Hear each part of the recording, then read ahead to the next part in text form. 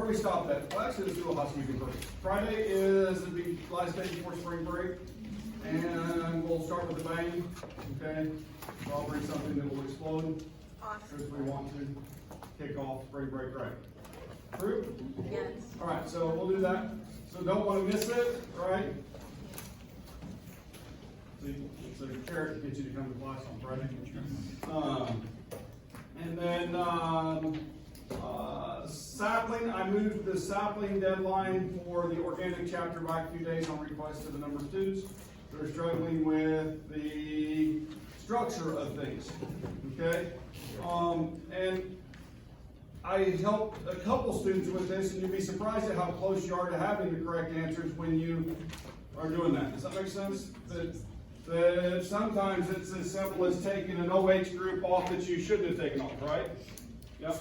So remember that when we're doing reactions, for example, like a polymer with a carboxylic acid, dicarboxylic acid, and a dialcohol, right? To make this work, all you have to do is take your molecular scissors and, oops, I cut the wrong place on that one. Well, does that happen to you guys too? Molecular scissors, and I cut right there, and then I cut right there, and when I do that, I pull off an H and an OH, and what do I get? Water, and so this is called a condensation reaction. And so then I take this and connect it to here. You guys with me? And then if I have another one, what do I do? The same thing, I cut there and cut there, and I can add on either side. Does that make sense? And so when I have a polymer, I have a whole bunch of those. Yep. My question is on sapling, when it's like, there's one where it's like, combine these three polymers. Yes. How do you get them to where they'll connect with each other once you've taken off the water molecule? You have to recognize where to take the water molecule, and then you click on bonding. So you erase the water molecule, right? Mm-hmm. And then you click on bond. Is that what it is? It says draw, and then it has like a single double. Single, double, and triple bond, and you click on for those you click on the single bond, and you touch on the one atom, and then you go to the next atom. Every time I touch on the first atom, it just puts in another bond with another carbon. Yeah, if you grab the other end of that bond, You can completely drag it over. Okay. So here, you might have to hit select first. I have to write down. I do this.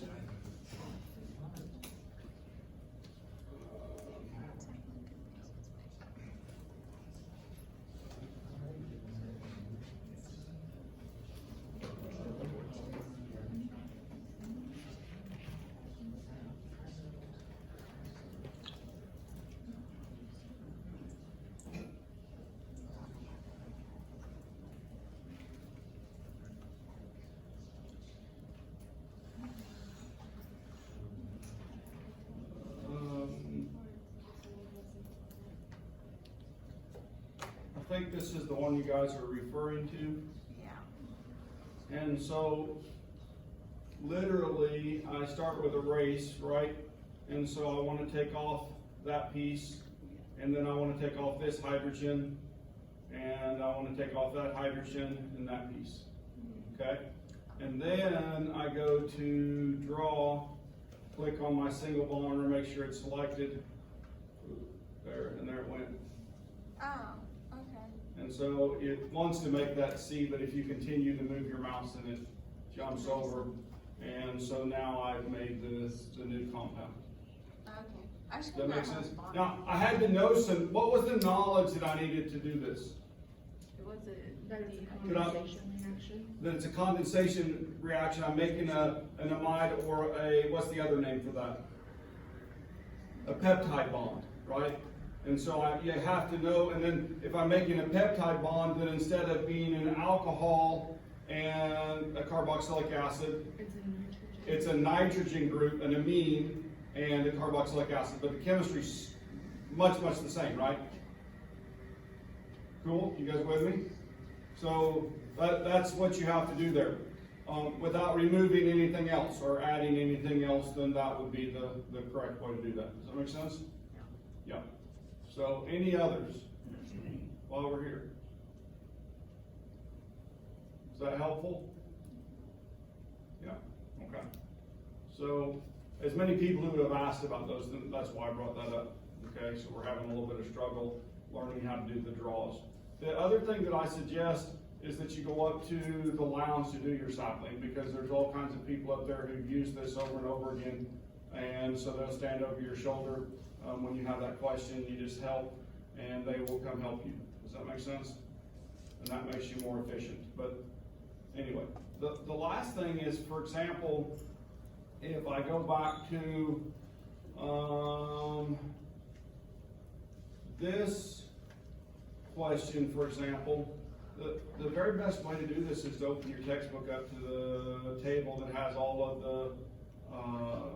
the amino acid R groups labeled and put into the categories of polar, neutral, non-polar, basic, and acidic.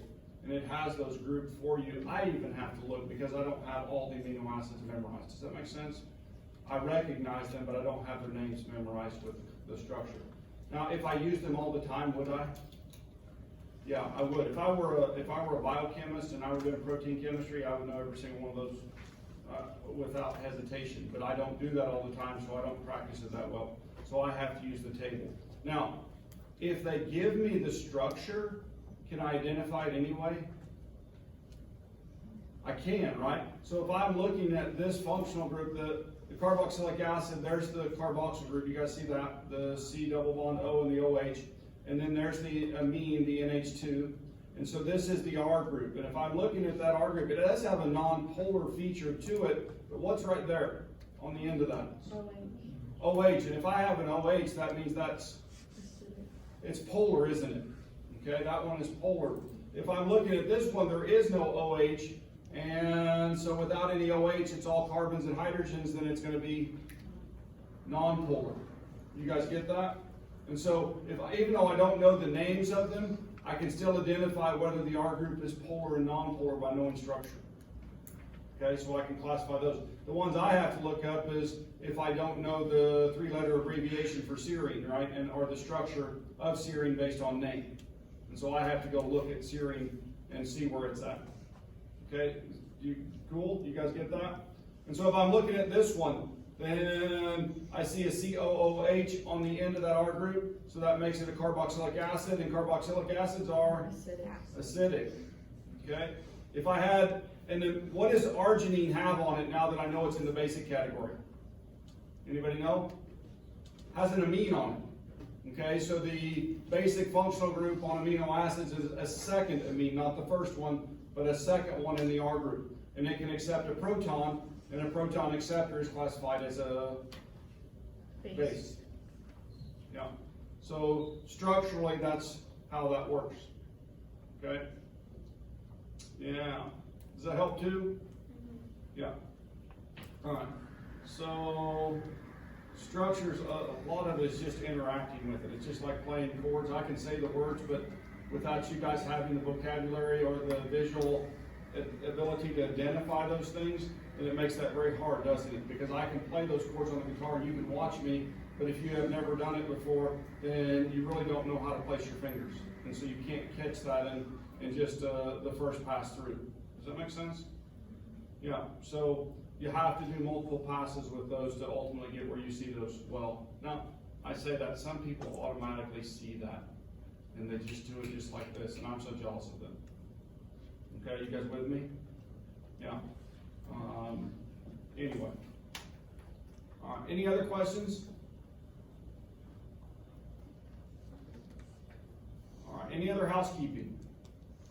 There'll be a quiz. What day did we say? Wednesday or Friday? After Friday. Friday after break. Okay, so Friday after break, I will have a quiz. It will be over the content that we've gotten to based on that lecture-wise through next Wednesday. Not next Wednesday, the following Wednesday. Next Wednesday, where we're going to be? Not here. Oh, here. I'm sorry. Not here. Not here. Not Okay, here. not here. There'll be a few of you that are here because you have workstations that require you to be here, I know that. So, we'll try to work twice as hard to have fun so you guys can have some work. That's just awful, isn't it? I know. Last time we actually quit the slide after this, but I just want to go back and review this one more time. And if I'm looking at this is a linear expression, and it's called the Arrhenius equation. And if I'm using this, then I can use it with a plot of ln k, right, versus 1 over t, and the slope of it's going to give us the activation energy. And so that's the purpose, or one of the purposes of this equation. And so anyway, the plot would look something along this line, and so I can get that slope, divide the slope by r, and find the activation energy for that. So just a reminder of that. So if you're given a problem that would show you that, that's a linear equation, and you're looking for a plot. All right. Now, this is actually where I quit. And I quit here because there's two things that are tied together that we're going to do, or two mechanisms that I want to talk about. And the mechanisms are kinetic reaction mechanisms, where there are multiple reactions, okay, in a process. Now, the nice one that everybody loves is when the first step is the rate determining step, okay? What would be another way to say rate determining step? The rate law is actually what describes it, but the slow step, right? The thing that makes how fast it go defined, yes? The limiting reactant? It's actually the limiting reactant. We're talking about the stoichiometry. This is a little bit different. This is how fast it gets there, okay? So when the first step of a multi-step mechanism is the slow step or rate determining step, then the mathematics are very straightforward. Okay, you guys with me? And now, it actually is related to intermediates are very hard to determine, detect, to find, and so we usually like to put an expression either in terms of the reactant, right, or in terms of the final product, because those are much easier to measure. You guys with me? Because the intermediates, they move through those, but they don't remain there. Okay? So it's hard to track how much of those is present during the process. Cool? So it's related to the way we have to analyze, or at least that's the way I see it. And so if we have a mechanism, this is a mechanism, okay? So you guys see the reactions involved. There's the first step where hydrogen peroxide reacts with iodide, and when it does, it makes an intermediate, right? OH minus, and then the HOI. And then the next step, though, or one of those, right, reacts with additional iodide. You guys see that? And then we go to OH minus and I2. Okay? And then at the bottom we have another step where OH minus plus an acid make water. Okay? So all of those are involved in this process to make iodine from iodine. You guys with me? All right, now, in this one, kinetically, what determines how fast this reaction happens? It's on the board. Which one is the slow step? The first one. Now, you guys have experience at writing rate laws for a first fast step mechanism. All you have to do is, I'm going to start with rate, right? And so rate equals what? K times what? Concentration in molarity of peroxide, right? How many of those stoichiometrically are there? One. And then what's the second one? I minus. Are we done? The rate can be defined by this, exactly. Isn't that nice? Okay, so we love that. So any reaction you see that the step is the slow step, then you start looking at that or writing the rate expression from the reactant. So we know the concentrations of each of those at the beginning of the reaction, and from that we can determine that initial rate for that reaction from this expression. Okay, cool? All right, so that's what this slide, next slide shows. It is that that's the rate determining step, and there's our rate law. Cool? Now, I'm done with that one. Okay? So we're going to move to the next one. Now, if I'm looking at this, and if the first step were the rate determining step, right, would this be the rate law? It would be, okay? Because I've got the NO, and then we've squared that, the count for that. Now, you have to be careful how that makes that second order, and sometimes that's not true. But then we have the BR2 involved, and so if I were going to predict it, that's what I would predict it at. You guys with me? Yep. So that. But this is incorrect. So that's Because this is a fast first step. Let's look at a mechanism, all right, the full mechanism.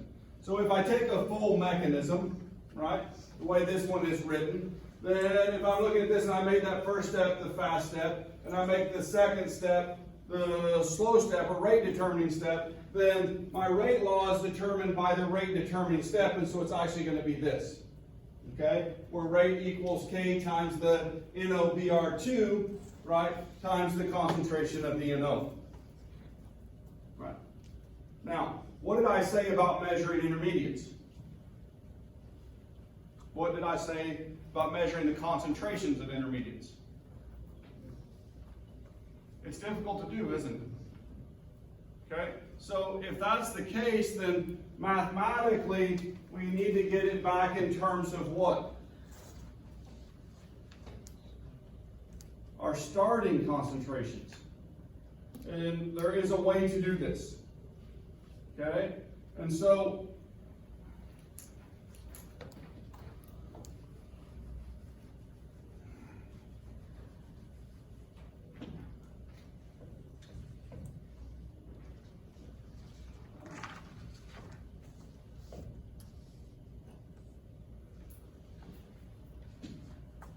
let's start a little different. Let's start with the same marker I had yesterday. And what did I notice about it yesterday?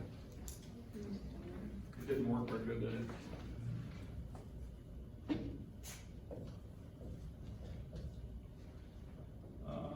We'll say rate 1, right? The forward reaction is equal to rate -1 plus what? The rate of the second reaction. Now, what I'm saying is that the first reaction is fast, so I have all sorts of NOBR2. You guys with me on that? In fact, I have excess of that. And when I have excess of that, what do you guys notice about the arrows in that reaction? I can go both ways. So that means that when I'm having rate 1, that first reaction going this way, some of it is going backwards the other way. You guys with me? Because I have excess of that because that's a really fast reaction. And so the rate 1 is equal to the rate -1, what comes back, and then plus rate 2, what goes on to become something else. You guys with me? Yeah. And so in that process, then we can write an expression, a mathematical expression, right, to account for that. And so we can write that in terms of the rates.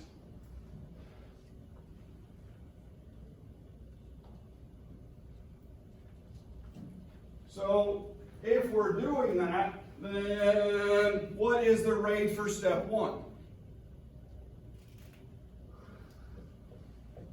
Oops, K times what? Do we need the reaction? Yeah, we need the reactions back. They're up there in the top corner, but they're hard to see up there. So let's go back to this and look at that. So the rate 1 is what? K times what? You know. NO times concentration of Br2. Would you guys agree with that? Yep. And so then this equals, why don't you guys try to finish those? Okay, write those rate expressions for the -1. So this is K1, right, for the forward step. And then I would start the next one with K -1.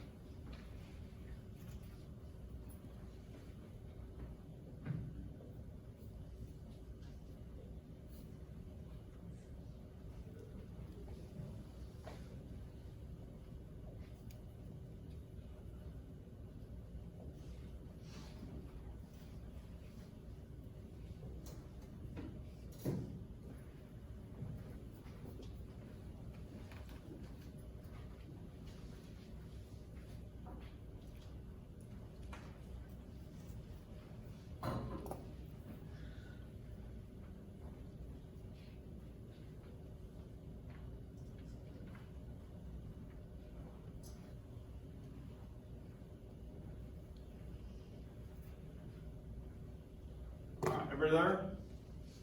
All right, so you say, well, okay, Dr. Garrison, how does this help me? Well, I'm going to manipulate this expression through a little bit of chemistry knowledge, okay, and a little bit of mathematics to make it usable for me, okay? So the first thing I want to say is that if I'm talking about the rate of this reaction, right, and this reaction, those are happening at a much higher rate than what this one is. You guys with me? And so we've used significant figures before to manipulate things. And if this number is in much greater magnitude than this number, then what can I do in an addition? Well, let me ask it this way. If I'm adding 1.00 plus 0.0002, what's the answer? 1.00, isn't it? You guys with me? So if this is much, much smaller than this, and I'm adding those together, then what can happen to that term? It just becomes the first term. Okay? And then the rate of this forward reaction and the rate of the reverse reaction at equilibrium are very much the same. Okay? Approximately equal. And so if these are equal, can I rearrange them mathematically? What do you think? Yeah? Now, this is going to be convenient because, well, if I'm looking at my rate, well, we need to put the rate law on the board. Let's go back to this page. And on the bottom of that, I want to put this back on the board. We're going to put it down here. And so rate equals the K times the NOBr2 times the concentration of the NO. Now, if I'm looking at this expression right now, okay, that I have on the board, that's what we're trying to manipulate to make it useful. And I now have an expression that is this. Can I manipulate this to do a substitution down here where I can then know the initial concentrations of everything? Do you guys see it?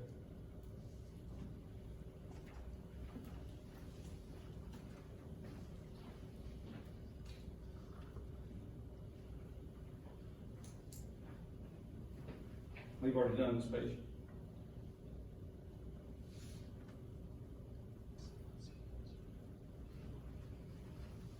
So if I take this and rearrange it, right, to where I isolate the NOBr2,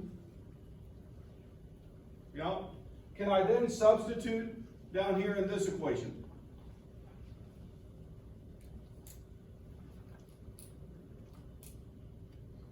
So that's what I want you guys to do algebraically right now.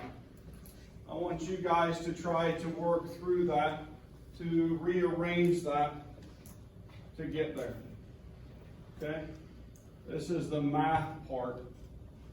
All right, this is the math part.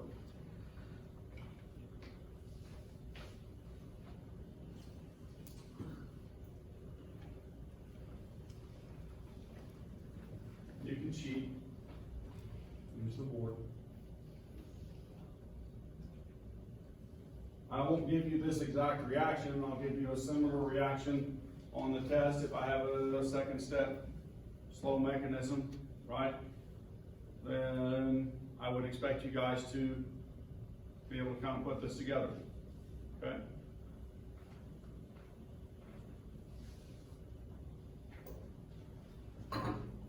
So what's the first thing I'm going to do? I'm going to divide both sides by K1. Would you guys agree with that? So if I divide both sides, or by K1, by negative K1, K negative 1, K negative, does that sound better? Yeah. So if I divide both sides by K negative 1, then I end up with that canceling, and now I have it in terms of NOBR2. If I then substitute right here, right, then my rate is equal to K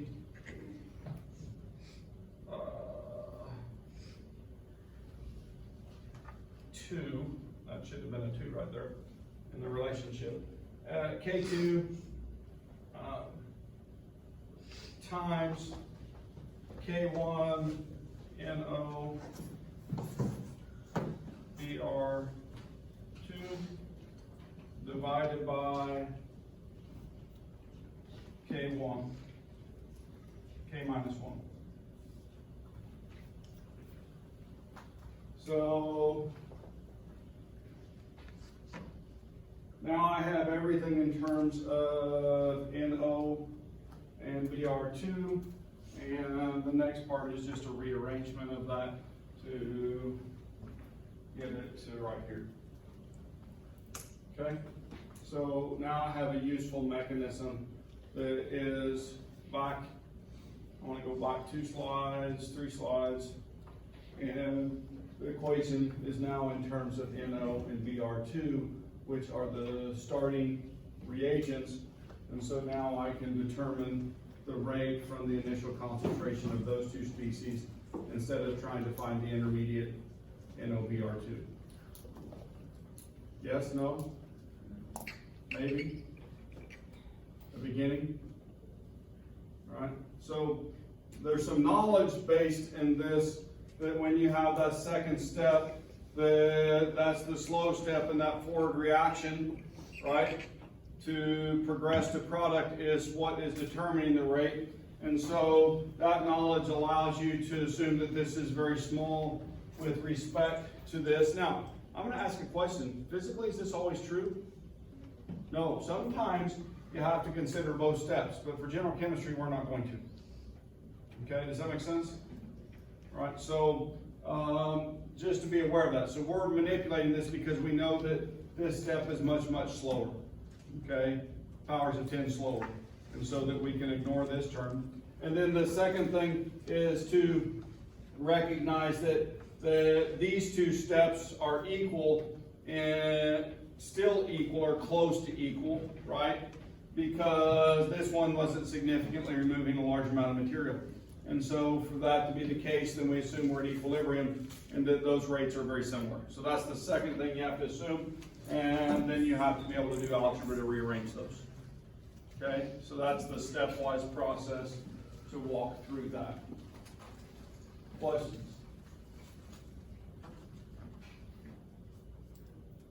Deathly silent. Don't be afraid of it.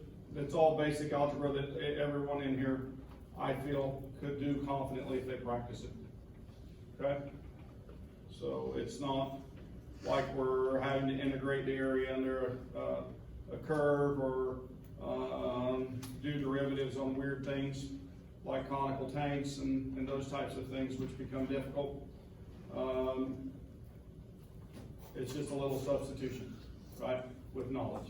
Okay, so which get us back to our catalyst, right? So when you guys hear the word catalyst, what do you think of now? Activation. Activation energy. I always think of Holstein. Never mind, that's an old joke, right?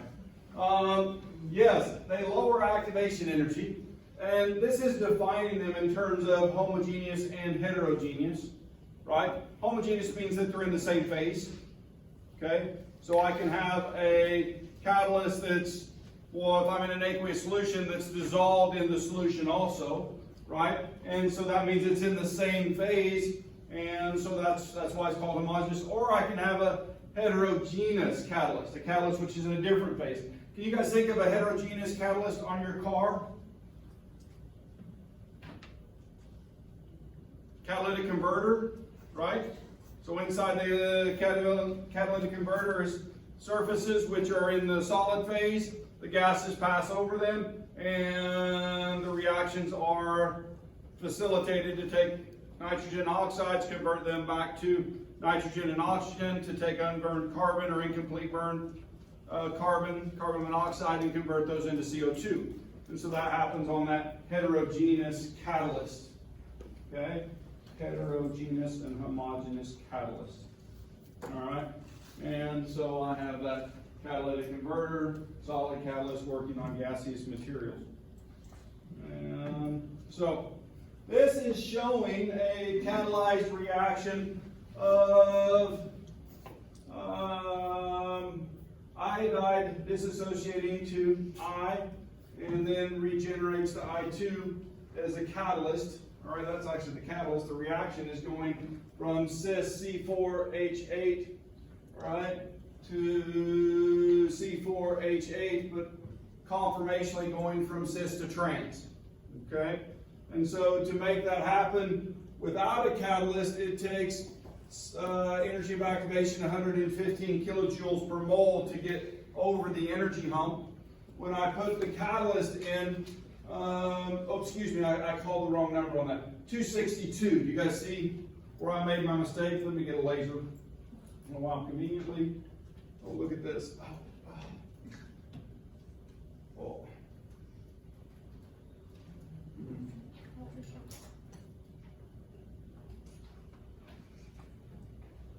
So my error was I read this number instead of this one. This number is connected to the longer arrow. Do you see that? And so this is 262 kilojoules per mole. When I put in the catalyst, right, then then that lowers that energy to 115 kilojoules per mole. So it takes half as much energy, or a little more than half as much energy, to get that process to move from here to there. You guys with me? All right. Or if I'm going the other direction, right, if I started with pure trans, then I would have to put in an additional 4 kilojoules to get it to the top of that hump. You guys see that? Yeah. Can chemistry be manipulated in that way? And the answer is yes. Okay, so we can do that. We can push this backwards if we would like, by adding additional energy. There's an energy consequence. Yeah. Not doing it backwards, doing it from the original one. Is it an exothermic reaction? This would be exothermic, yes, because we're starting here, right, at what we're calling 0, and we're ending up at 4 kilojoules lower. So the product is in the lower energy state, so that means that 4 kilojoules per mole of energy is released when that process happens. Where if we're going the other direction, it's endothermic, and we would have to put in that additional negative 4 kilojoules, not only to get to the top of the hump, but also to make the product. Does that make sense? Yeah. So, yes, that's correct. So if you're talking about the thermodynamics, this would be exothermic. Cool? Now, energy diagrams, aren't they fun? All right. Now, I brag about enzymes all the time, right? Because enzymes in specialized organic substances composed of polymers, amino acids, act as catalysts to regulate the speed of many chemical reactions involved in metabolism and other things like that. But you can actually get much faster reactions with these molecules because not only do they provide a surface for the catalysis to occur on, they actually orient the molecules so every collision is, well, a reaction. And so you can go faster with enzymes. Now, can you do as harsh condition with an enzyme as you can a solid metal catalyst? No, because enzymes do what at high temperatures? They denaturalize. Denature. They generally denature because they're proteins, right? So they turn from the gooey, beautiful egg clear to white when I put them in a skillet, right? That's what a protein does. And so it changes structure, and when it does that, it no longer works, right? Because of the relationship of the active site being changed, okay? When it denatures. This is the classic biology picture, right?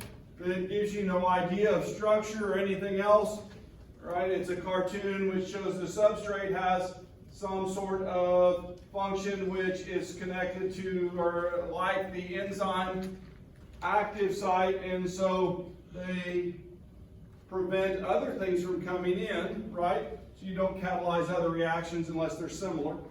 And so they may change conformation to do this, but anyway, so that substrate comes in, the reaction occurs, and then it leaves. Now, can it be more than one substrate? Yes. Okay? So multiple things can arrive, and it can make that happen. And so, nice. We call that the lock and key, I think. Yeah. My biomedical science teacher really loved talking about enzymes because Yes. she said in order for our body to go through breaking down food, our body temperature would have to get so high it would kill us if we didn't have them. If we didn't have enzymes, yeah, that's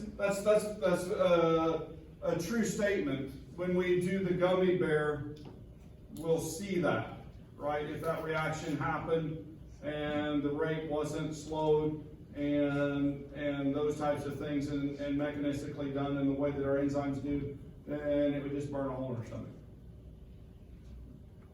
One gummy bear. But instead we take that and we clip it apart at low temperature, and we use that energy from those bonds in a much more efficient way. Cool.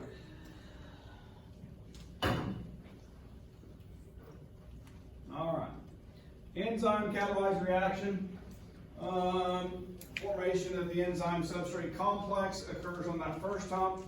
The activation energy for the reaction controlled the enzyme controlled reaction is much lower than that for the normal, and then this would also be exothermic. And so that's just showing that that occurs in that fashion. So there's a double hump in that to make that work. All right. So this is a graph that's showing the substrate concentration increasing, and so the reaction rate obviously increases much faster for an enzyme-mediated reaction, and the uncatalyzed reaction is increasing based on the change in concentration. Now, why does this go up rapidly at first and plateau? Why do we hit the maximum velocity? What would you have to change to increase the maximum velocity? The concentration of the substrate or the concentration of the enzyme? Once all the active sites are full, then it plateaus at the maximum rate, right? You guys with me? And so you're also limited by the amount of enzyme that's present. Okay? So just be aware of that. So when all your active sites become full, you hit maximum velocity. So, yeah.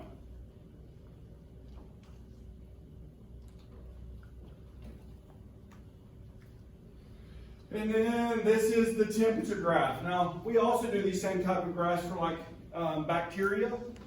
Okay? Do they do metabolic process just like we do?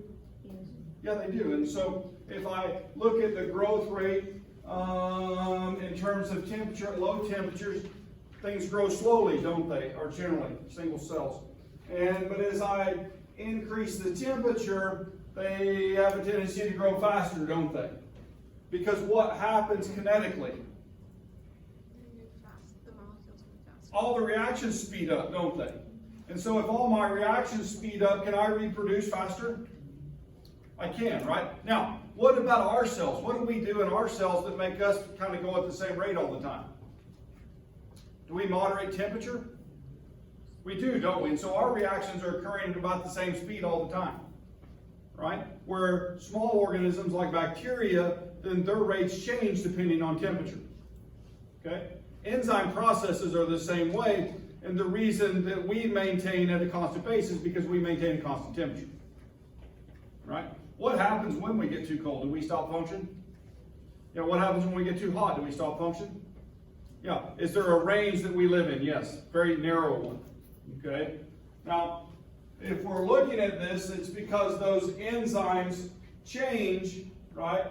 Well, here we're slowing it kinetically because of temperature, but here we stop working because our enzymes denature. They fall apart. And so when they fall apart, they no longer function. Okay. Now, if I'm an aqueous critter and I need an aqueous environment to survive and I freeze, is that sometimes very hard on me too? Yeah. Now, not everything is damaged in that way. Okay? So be aware of that. But generally, that can happen on that direction too.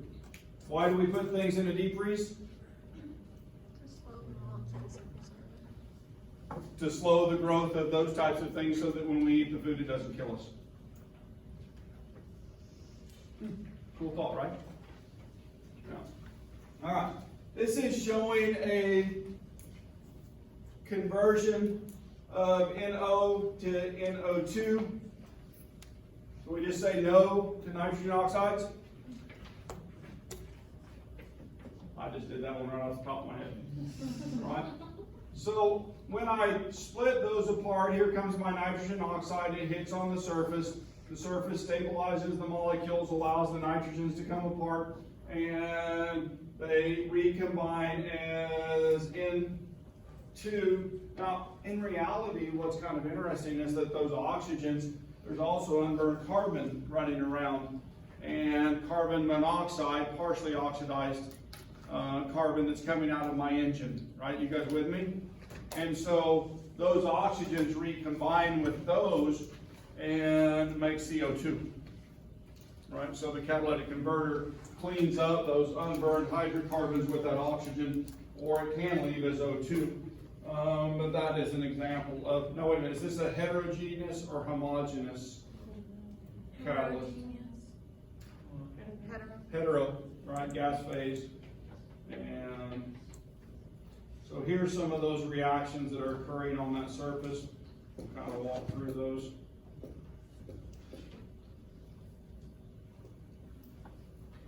So if I'm looking at these, and I have hydrocarbons and water, and so in that, if I have unburned hydrocarbons, is there water present in the off gas of a combustion stream?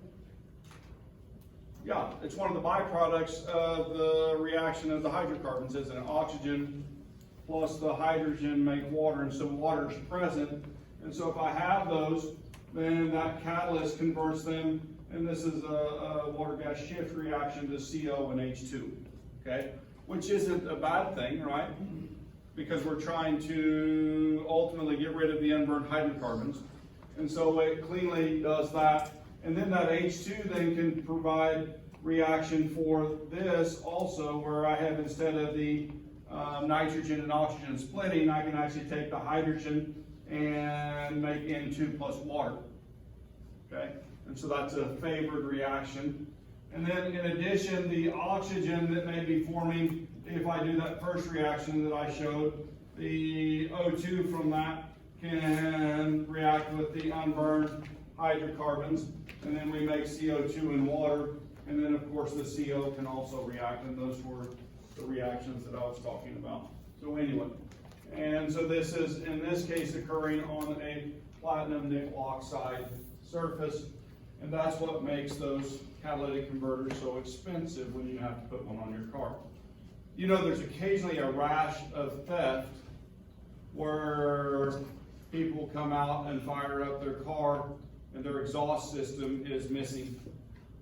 Or they take a battery packed Sawzall and they slip under your car and cut out your catalytic converter, because on the black market there's a good demand for those. You guys with me? Selling them up for shop, and then they put them on at a discounted rate. And so, yeah. Cool? Well, it's not when you start your car. Uncool. All right. Chain reactions. We haven't talked about reaction mechanisms other than kinetically to look at rate, but propagating chain steps are important in organic chemistry. Okay? When we're making polymers, those are sometimes chain reactions and, for example, a radical mechanism. And so to make that happen, you have to have a way to initiate the reaction to start it. Okay? And once you get it started, it usually self-propagates. All right? So chain propagating steps, the steps are steps which keep the chain going. And that's based on energy, isn't it? If it runs out of energy, what happens? It stops, right? So, or enough energy, if I drop the energy down below what it keeps to maintain it, then it generally will continue. Now, there are chain terminating steps which break the chain, and so as I mentioned, the changing energy is one of those. All right, so anyway, chaining mechanisms. A gas combustion engine, once you get it going, right, then all of the gas burns once you get the fire off of the spark plug, right? Until when? It runs out of reaction material, right? So a reagent, and so it's limited by reagent. And so chain initiating step additives which generate free radicals. And what did we learn about free radicals? They're very reactive, right? So free radicals are highly reactive because they have an unpaired electron, and once you have an unpaired electron, then it's going to continue propagating the reaction. And when it does that in these chain reactions, then it makes more radicals. And then the terminating step, well, when we get done and all of those are used up or we run out of energy, then the reaction ends. We'll stop there. Have fun. We'll finish this chapter up very quickly on Friday and be moving on to the next one. Okay? So just be aware of that. And I say that there's math at the end of it. Oh,